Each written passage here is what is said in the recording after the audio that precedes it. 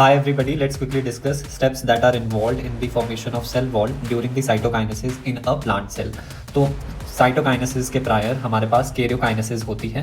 As we know कि nucleus divide करता है, तो यहाँ पर दो डॉटर न्यूक्लियाई फॉर्म हो गए हैं। अब साइटोप्लाज्म को अगर डिवाइड करना है तो हमारे पास यहाँ पे सेल प्लेट मेथड होता है, जिसमें कि सबसे पहले हमारे पास फ्रेगमोप्लास्ट की डेपोजिशन होगी from the centres towards the periphery. तो सेंटर से पेरिफेरी की तरफ हमारे पास डेपोजिशन होगी, that is in the centrifugal manner. Phragmoplast क्या है? They are basically remnants of spindle fibre यानी माइक्रोट्यूब्यूल्स। जो आपके पास स्पिंडल फाइबर्स फॉर्म हुए थे, that is the microtubules made up of tubulin protein, वो यहाँ पर डेपोजिट हो जाएंगे। और यहाँ पर फिर क्या आएगा? गोल्जी बॉडी डेपोजिट होगी जो कि पेक्टिन सिक्रीट करेगी और वो फाइनली सेल प्लेट बना देगी।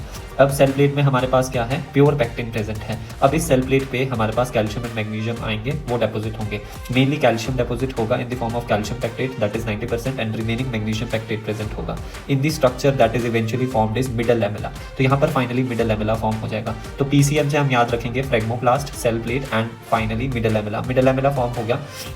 अब जैसे यहाँ पे हम देख सकते हैं, this is the middle lamella. और हमें याद रखना है कि जो मिडल लैमेला है उसका प्रिकर्सर कौन है? मिडल लैमेला का प्रिकर्सर है cell plate, and cell plate का प्रिकर्सर कौन है? फ्रेगमोप्लास्ट। तो अगर जब आप एक टिश्यू को देखेंगे तो उसमें बेसिकली हमें मिडल लैमेला ही दिखेगा, सेल प्लेट एंड फ्रेगमोप्लास्ट तो कभी नहीं दिखेगा, बिकॉज इवेंचुअली फाइनल स्ट्रक्चर तो मिडल लैमेला फॉर्म हुआ है। ये दोनों तो जस्ट प्रिकर्सर थे। अब जो ये मिडल लैमेला है, ये कॉमन लेयर होती है between the two cell. Let's say ये हमारे पास ये ए सेल है एंड ये बी सेल है। तो इन दो सेल्स के बीच जो एक कॉमन लेयर है, that is the middle lamella. ये मिडल लैमेला एक कॉमन लेयर है जिसके ऊपर हमारे पास प्राइमरी वॉल एंड उसके बाद सेकेंडरी सेल वॉल फॉर्म होगी। तो हम देख सकते हैं that middle lamella is the cementing layer, mainly calcium pectate की बनी रहती है एंड मैग्नीशियम पेक्टेट 10% रहता है।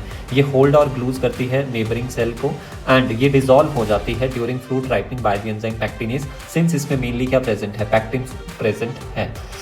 और नाउ अगर हम ऑर्डर की अगर हम बात करें तो outer to inner middle lamella पहले प्रेजेंट हो गए, यानी सेल के हम बाहर से अंदर की तरफ को जा रहे हैं, यानी टूवर्ड्स साइटोप्लाज्म हम मूव कर रहे हैं। सबसे पहले मिडल लैमेला प्रेजेंट होगी। फ्रेगमोप्लास्ट एंड सेल प्लेट क्यों नहीं होंगे वो मैंने आपको बता दिया। प्राइमरी वॉल उसके बाद फॉर्म होगी ऑन मिडल लैमेला। ऐसा नहीं है कि मिडल लैमेला से प्राइमरी वॉल फॉर्म हो रही है, मिडल लैमेला के ऊपर प्राइमरी वॉल फॉर्म होती है एंड प्राइमरी वॉल के ऊपर हमारे पास सेकेंडरी वॉल फॉर्म होती है in multiple layers. Then finally हमारे पास प्लाज्मा मेम्ब्रेन प्रेजेंट होती है एंड प्लाज्मा मेम्ब्रेन एनक्लोज करती है साइटोप्लाज्म को, राइट।